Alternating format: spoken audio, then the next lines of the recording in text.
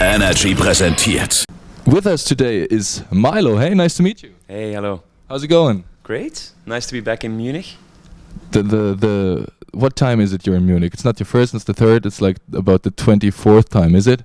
Actually, I lost track of how many times, but the last time I was here was in May, a little bit after the release of Modern Heart. I had a few free days in between some promo stuff, so it's been a few months now, but it's good to be back always. That's good to know. So you kind of got to know the city a bit better. Would you say they're already a favorite place you have here in Munich? Yeah, it's last time it was a beautiful day. I actually spent some time at the river Isar, and that was really cool. And I actually like that sort of.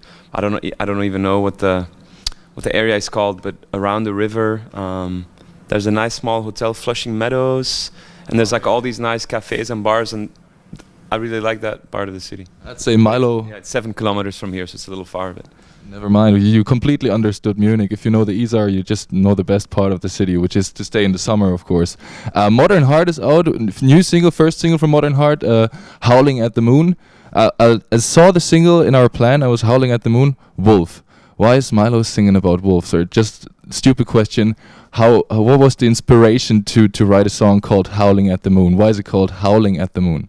Yeah, because it's definitely not about wolves. But you know what, the first time I got the idea to write a song with this title was after I read a book many years ago. It's called Howling at the Moon, and it's a book about Walter Yetnikov. He was, when Michael Jackson was sort of at its peak, he was a famous record executive, like a music industry guy. And it wasn't about that guy, but that book is interesting because it's a time when Bruce Springsteen and Michael Jackson and, the Rolling Stones, they were all at their peak. And it was just a very different time for music. There were huge superstars. A lot of money was made. There was a lot of excessive behavior by people working for the music labels, but also the artists. And yeah, it's just like when you read it as I'm part of a much different generation of musicians. So when you read it, it's almost like it's a different world because it was completely different the way that they did things. And yeah, it was just a sort of an interesting, interesting story, and I just remember that the image it's a very famous image. But for me, what I like about Howling at the Moon, it's a way of communicating.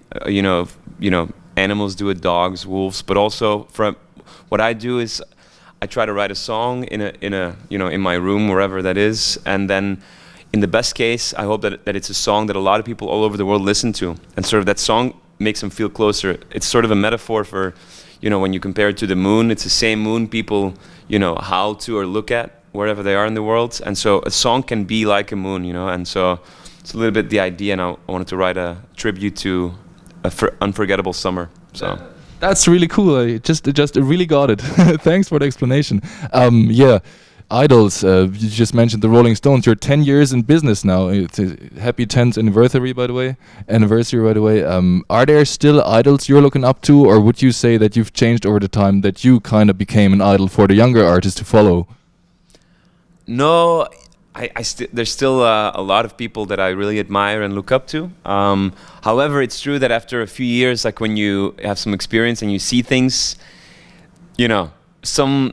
you still learn a lot and you see what happens behind the scene and stuff, and so therefore some of the magic gets a little lost, as soon as you do it yourself, which is sometimes disappointing. Definitely in the beginning when I met a few of my heroes, like wasn't always what I had in mind sometimes. So right now, what I actually learned was like sometimes it's better not to meet people you look up to. Maybe they have a bad day, and then it will influence the way as a music fan, and I see myself still as a big music fan as well, apart from being a musician myself. And no, but there's still a lot of people I look up to, and what I try to always do is I look at people who have very long careers, and it's sort of the secret, I guess, in music. A lot of people come and go. They have one song or a few songs, and then you never hear from them again. And I was always curious when I got started, like what's so different about people who have long careers and other people who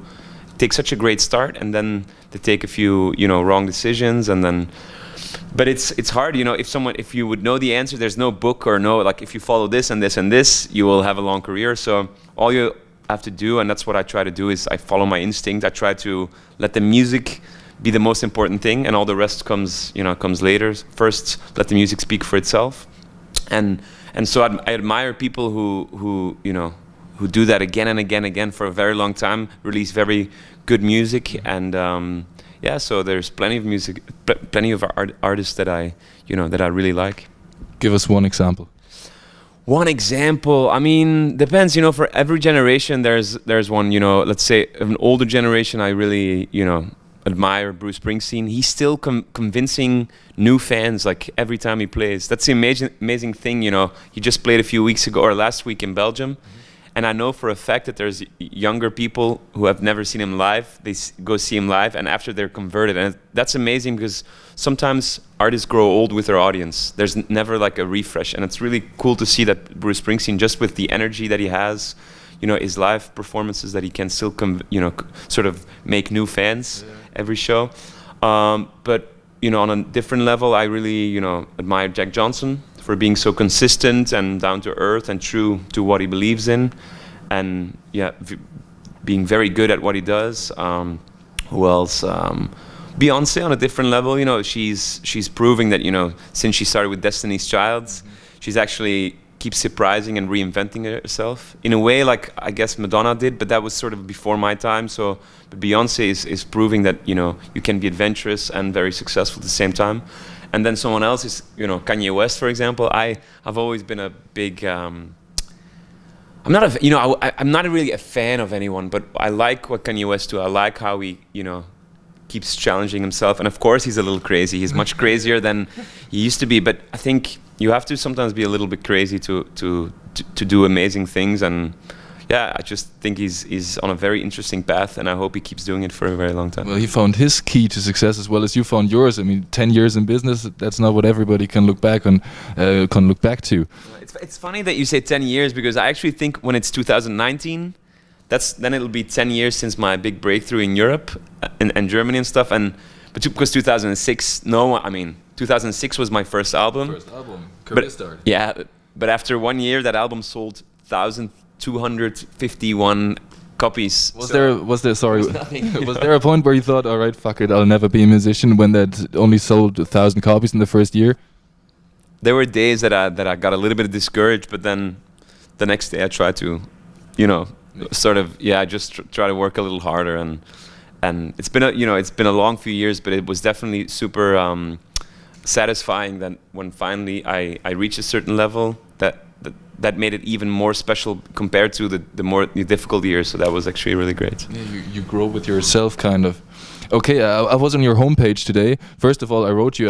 I reckon you can write WhatsApp messages. Yeah. That's not your personal mobile, is it? You know what? It is one of my personal mobiles. The problem is, it's a little bit embarrassing to say, but I lost my phone. So I need to. But the thing is, I just need to get a new SIM card, and hopefully everything is backed up, because I've been so busy, and I don't even know where I lost it. So, but I'll fix that right away. I'll be back in Belgium on Monday, and I'll try to get it up and running again, because I actually had a lot of fun the last few months answering people's WhatsApp, and I don't always have time to answer everyone, but the good thing with WhatsApp, if you read it, the other person sees that if I read it, so just try to screen a little bit, and once in a while I send out a message to people. So I think I like it, because with emails back in the days you end up in spam or something, and with WhatsApp it's a very easy, direct way, and it's free. Everybody uses WhatsApp. I wrote you, but I won't tell you what. You just have to check your phone. Can you give me just like another few days or a week, and then I'll get my phone up and running again. So we kind of swap numbers now. The other thing is, I was looking at your tour dates, and it seemed to me that you're on tour since 2009. Like, it's just a whole runway through till 2016. Now your last concert of this tour is in August, somewhat this year, I suppose. When do you take time offs? How do you decide to take time offs, and what do you do when you take time offs? Yeah, there's definitely. Touring is always in cycles. There's times where you play a lot, or there's time where you take a little break to write and record new music, for example. but it's, I don't know, for example, the real Modern Heart tour, to me, in my head, is not this summer. It'll start somewhere in December and next year. That's when I'm, when I'm aiming to go play in clubs, and I'm still feeling like the last few months I'm sort of on a presentation tour, like with the new songs, Howling at the Moon, and doing a lot of promo things. And I don't know, I love to play, so I need to have a certain amount of concerts each year to yeah, really, because for me it's like it is exactly like for example, like exercise or like sports. You have to keep doing it. I don't think since 2009 that I've ever taken a break from touring for longer than a few months. It's usually 2 or 3 months already feels like a long time to not play. And so yeah, I just love to play live. But of course, sometimes I switch it up. Sometimes I tour with a full band, or sometimes I decide to do a few more intimate solo concerts or acoustic concerts. Yeah, for example, last year, what I noticed, like between January and June, or between February and June, I actually decided not to play live. And what I discovered also was that there's a lot of time, and then therefore I could actually get a lot of work done for new songs. And it was actually Modern Heart, this new album, was the one that was the quickest one to make, I think. Between writing the first song and finishing the recording was only a few months. And so I'm still learning, sometimes I want to keep playing, but then it takes a while before you get time to finish songs or ideas that you have. And yeah, it's we'll see. But for this summer, the next few, I think I'm gonna play until like beginning of September, play some festivals, and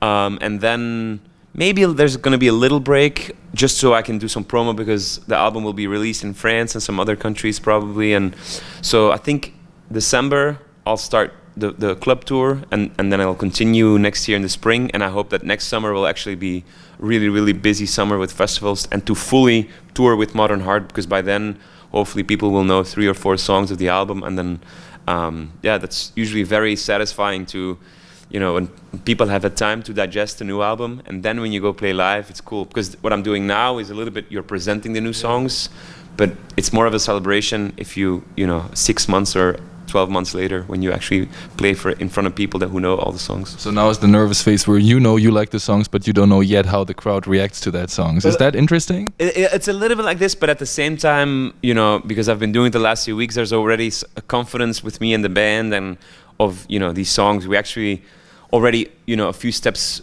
beyond the recorded version, and we're already improvising and playing different live versions of the songs. And it was a little bit, in the beginning, it's always like you're curious to see how people will react, but we've had some really, really good feedback and some really great shows the last few weeks and months. So it's been really great, and it's the biggest reward after all the work you put in working on a new album, new songs, to see how it just feels like, that it works right away, and that people just really embrace the new music. Cool. Well, I wish you the best of luck for that tour, or the tour next year. And there's one last question. Why is there a polar bear wearing a guitar on the cover of your new album? The polar bear is not wearing the guitar on the cover. The polar bear, it's just, it was, for me, my videos have always been really, really important. So with my songs, AO Technology and You Don't Know, when I first got started, or You and Me in My Pockets, the videos were almost as important as the song. So I always try to add a few layers to the messages that are already in the songs. So, and the same thing for this song, Howling at the Moon. I just wanted to tell a story about accepting who you are and not having to hide behind some mask or about someone else. And you see the journey in that video. You see a journey of a polar bear in the desert, which is sort of an image that until a few years ago was crazy, and now it's actually, with everything that's happening and with climate change, not so crazy anymore. But you see that it's just a story of of a character who meets some strangers along the way who encourage him to keep going, and then he actually sort of finds himself or his path. And I think it's a story that a lot of people, both younger or older people, that they should recognize. You never really know what life will bring, and you just you go along and you keep going, and then you usually find your place or something. So that was the idea of the polar bear. I just think it's a very iconic image, and the suit was super warm. But it was also a very cool vintage-looking polar bear suit that I found, and I just wanted to do something with this, and so it ended up on the cover of the album as well. Looks awesome. That's why I'm asking. So thank you very much, Milow. Thank you.